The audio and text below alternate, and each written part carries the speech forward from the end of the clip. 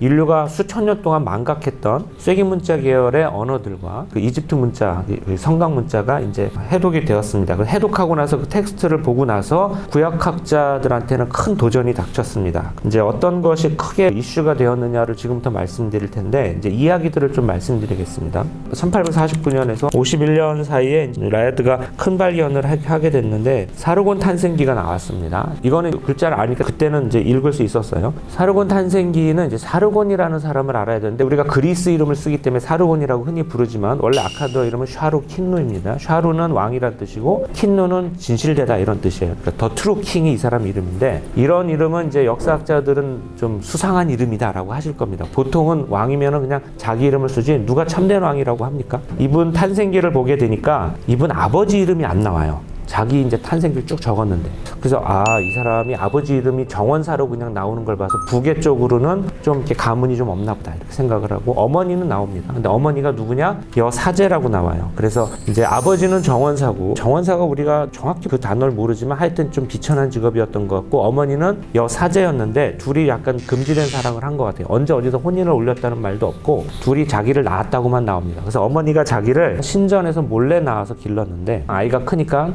아이를 더 이상 숨길 수가 없잖아요. 그래서 여러분 잘 아시는 이야기가 여기서 시작이 되는데, 아이를 골풀 바구니에 역청을 발라서 유프라테스 강에 띄웠더니 유프라테스 강을 마침 지나던 공주가 자기를 발견해서 자기가 키슈의 왕궁에서 자랐다 이렇게 나옵니다. 그러니까 우리가 많이 알던 이야기죠. 어디서 많이 들어보신 이야기 아닙니까? 신부는 미천하지만 자기가 키슈의 왕궁에서 왕교육을 받으면서 자랐다. 그래서 자기는 이렇게 왕이 되었고, 자기가 이슈타르 여신의 도움을 받아서 이렇게 큰 제국을 건설했노라 하는 얘기가 이 이야기의 스토리입니다. 이걸 보고 학자들은 굉장히 놀랬죠. 왜냐하면 이 사르곤 대왕은 기원전 23세기 사람이고, 모세를 아무리 빨리 잡아도 이 사르곤 대왕보다는 한 1000년 뒤의 인물이 모세입니다. 모세 탄생기가 이거에 영향을 받은 거구나 라고 이제 생각을 하게 된 겁니다. 그러면 우리가 이거를 어떻게 이해를 해야 될 것인가 하는 게 이제 이슈로 남습니다. 그런데 그 다음에 몰아닥친 게 거의 같은 발굴에서 길가메시 이야기가 나온 겁니다. 이건 유명한 이야기죠. 인간 탄생의 이야기라든지 홍수 이야기라든지 노아의 홍수 이야기와 굉장히 비슷한 이야기가 여기에 쓰여 있는 겁니다. 1902년에 함무라비 법전이 발견이 됩니다.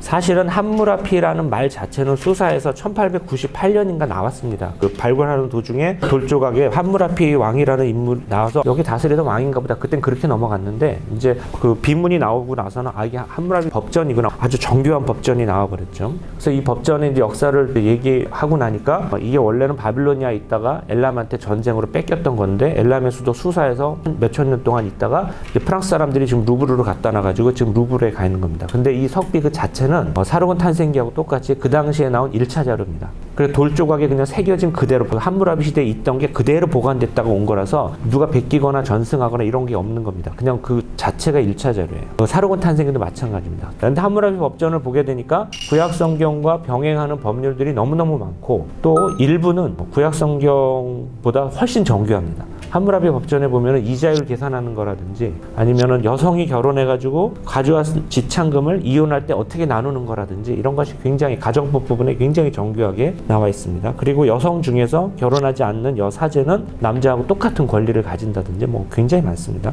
특히 이제 이자율 계산하는 거나 이런 거는 굉장히 지금 봐도 되게 합리적이라고 할 정도로 이렇게 아주 정교한 법률이 있다는 것을 알게 되었습니다. 그 다음에 1928년에 지금의 시리아에 우가릿이 발견이 됩니다. 우가릿 발견은 시리아의 어떤 농부가 땅을 갈다가 이 땅에 너무 큰 돌이 있어가지고 이 돌을 좀 치워야 되겠다 해가지고 자기가 좀 사람들을 써가지고 돌을 치웠는데, 그 돌이 지하 무덤의 뚜껑이었던 겁니다. 그래서 그 돌을 치우자마자 지하 무덤이 드러났고, 우리가 이제 영화 같은 데서 많이 보는 거 있죠. 지하 무덤에 갑자기 햇볕이 쫙 내리쳐가지고 거기서 뭔가 막 보물이 나오고 하는 그 원형을 얘기하는 게 이 우가릿인데, 우가릿은 샤프너가 이제 발견을 하고 나서 곧장 해독을 했습니다. 왜 그러냐면 우리가 아카드어 문자를 이때는 이미 알고 있었고, 학자들이 대부분의 학자들이 히브리어도 알고 있었는데, 우가리더는 아카드어 쐐기 문자로 쓴 알파벳이었습니다. 대부분의 쐐기 문자가 다 음절 문자인데 이거는 알파벳이었습니다. 그러니까 금방 봐도 글자가 몇 개가 안 되고, 요거 하나하나를 이렇게 대응하면서 요거는 무슨 글자하고 비슷하다 그 자리에서 그냥 읽어버렸습니다. 그래서 이거는 굉장히 행복한 발굴이었는데, 발굴하자마자 여기가 어디이고 이제 이런 걸 알게 되었습니다. 그리고 투트모세 3세가 이집트의 이제 나폴레옹이라고 하는 신왕국의 왕인데, 이 양반이 전쟁을 하고 나면은 자기가 전쟁을 한 기록을 이렇게 쫙 남깁니다. 자기의 승전비를 많이 남기는 건데, 거기에 보게 되면 수백 개의 민족이 나옵니다. 근데 우리가 그 민족들을 다 모르거든요. 사라져버린 민족인데 대체로 학자들이 어떻게 추측을 했냐면 이 사람의 공격 루트에 따라 가지고 민족들이 여기쯤 살았을 거다라고 해서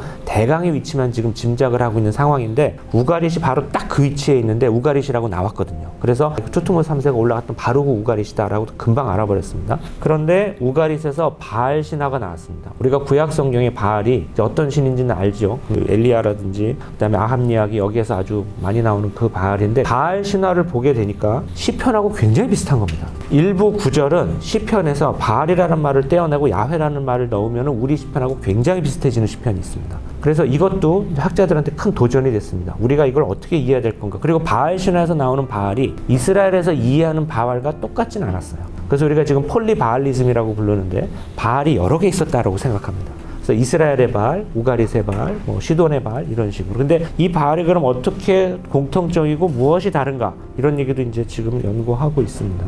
그리고 이제 1947년에 이드리미가 발견됐는데 이드리미는 알랄라흐의 왕자인데 모세가 이집트를 탈출해가지고 가나안 땅으로 들어가서 이스라엘을 들어가가지고 자기의 왕국을 세우는 서사입니다. 근데 물론 모세는 못 들어가죠. 모세 후계자 여호수아가 들어가는 그런 서사인데 이드림이라는 사람의 텍스트는 이드림이 석상이 나왔어요. 이렇게 왕의 석상이 나왔는데 왕의 석상이 목이 떨어져 있었습니다. 근데 대체로 목이 떨어져 있는 건 누가 와가지고 부셔버린 겁니다. 이제 전쟁을 하고 나면은 제일 먼저 하는 승리의 사인 중에 하나가 그 도시에 믿던 신의 모가지를 잘라버리거나 신상을 부셔버리거나 뭐 이런 건데 이드림이 신상이 목이 떨어져서 나와서 이건 누가 파괴한 거구나. 근데 그 신상을 보게 되니까 오른쪽 어깨 위쪽으로 쭉 글씨가 새겨져 있었어요. 돌에. 이드림이가 이제 자기를 자랑하는 거죠. 내가 왜 여기에 왕이 됐느냐 이런 얘기를 하는 건데 자기는 원래 알랄라흐의 왕자로 태어났는데 무슨 일이었는지 확실하게는 안 나옵니다. 범죄가 일어나서 자기가 알랄라흐에서 쫓겨나가지고 가나안으로 들어갔다는 겁니다. 근데 가나안에서 자기가 하피루드를 규합해가지고 가나안 땅을 행진을 합니다. 가나안 땅을 행진하는데 거기서 많은 민족들을 만납니다. 일부 민족은 자기한테 저항하고 일부 민족은 자기한테 규합을 해가지고 자기가 결국 그래서 가나안 땅에 하피루드를 규합해가지고 고향으로 다시 들어가가지고 거기에서 자기가 자기 왕국을 세웠다. 이게 알랄라흐에 있는 이드림이 석상에 나오는 텍스트예요. 그러니까 이거는 이집트를 탈출해서 가나안 땅을 들어서 하는 그 서사가 굉장히 비슷하고 거기 일부 지명이라든지 가나안이라든지 하피루라든지 이런 표현도 그대로 나옵니다. 심지어 이드림이는 자기가 가나안 땅으로 들어갔다가 산에서 자기의 신을 만나서 그 다음에 자기가 일이 잘 풀렸다 이런 식으로도 나오는 서사가 있어요. 그러니까 이것도 그 이드림이 이야기를 읽어보면은 이거는 시리아 팔레스티나의 문학 전승으로 봐야 될 것이다. 이렇게 이제 표현을 합니다. 그러니까 이제 이게 모세 이야기와 크게 병행하는 이야기죠. 그 다음에 1965년에 드디어 그 유명한 램버트하고 밀라드가 아트라시스 이야기를 출판하게 됐는데 인간을 창조한 이야기, 진흙으로 만들어서 그 다음에 홍수 이야기 이런 것들이 그대로 나옵니다. 특히 아트라시스 이야기의 플롯 전체가 창세기 1장부터 11장까지의 플롯과 거의 비슷합니다. 인간을 진흙으로 창조하고 그 다음에 홍수 이야기로 노아로 이어지는 그 스토리 라인 자체가 되게 비슷하고 일부 구절은 아주 똑같이 병행합니다.